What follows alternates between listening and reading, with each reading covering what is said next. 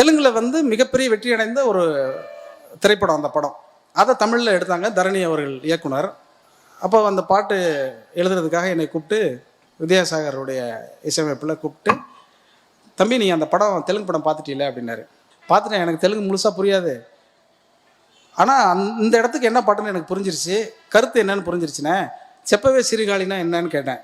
செப்பவே சிறுகாலினா ஒன்றும் இல்லைப்பா, பொழுது விடியுது, நல்ல காலம் பிறந்துருச்சு அப்படின்னா அந்த பொண்ணு நம்பிக்கை தர மாதிரி ஒரு பாட்டு அப்படின்னா இவர் தன்னனாரு. நான் உடனே கொக்கரக்கோ அப்படின்னு, கொக்கரக்கோன்னா அப்படின்னாரு. நம்ம ஊரில் கோழி கூறுறது அப்படி தானே சொல்லுவோம் அப்படின்னா, ஓ நல்லா இருக்கு அதை வச்சுக்கோன்னு சொல்லி அந்த கொக்கரக்கோ வச்சாச்சு. இப்படி அவர் மேடையில் தட்டி அவர் வந்து ஒரு வரியாக சொல்ல கொக்கரக்கோ கோழி கொக்கரக்கோ சேவக்கோக்குள்ளே கோழி கொக்கரக்கோ அப்படின்னு சொல்லிகிட்டே இருக்கேன். சொல்லிகிட்டே இருக்கும்போது அதோ பாரு வானம் துணி துவைக்குது மேகம் தான நினைனா அப்படின்னாரு. சுராங்கனிக்கா மாலுக்கண்ணா வாண்டேன் நான்.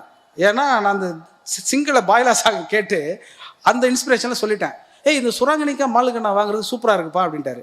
ஆனால் எங்களுக்கு மீனிங் தெரில, இதுக்கு மீனிங் என்னன்னு தெரிலண்ணே, அதனால் நம்ம கேட்டுக்கிட்டு பண்ணுவோனேன்னு சொல்லிட்டு அந்த சிலோன் மனோருக்கு நாங்கள் ஒரு ஃபோன் பண்ணோம். சுராங்கனிக்கா மாலுக்கண்ணாவாக்கு மீனிங் சொல்லுங்கன்னாரு. அவர் சொன்னார், கடலில் வாழும் ஒரு மச்சக்கண்ணின்னு அதுக்கு மீனிங் அப்படின்னாரு. கடலில் வாழும் மச்சக்கண்ணிக்கும் நகரத்தில் வாழ்கிற அந்த திரிசாவுக்கும் ஏதாவது சம்மந்தம் இருக்கா? ஆனால் சம்மந்தம் இல்லாமல் அந்த பாட்டில் இருக்கும். ஏன்னா எழுத்து போக்கில் வரக்கூடிய ஒரு செய்தியை அப்படியே பயன்படுத்துவது என்பது இந்த மாதிரி துள்ளல் இசை பாடல்களுக்கு வந்து ரொம்ப முக்கியமானது.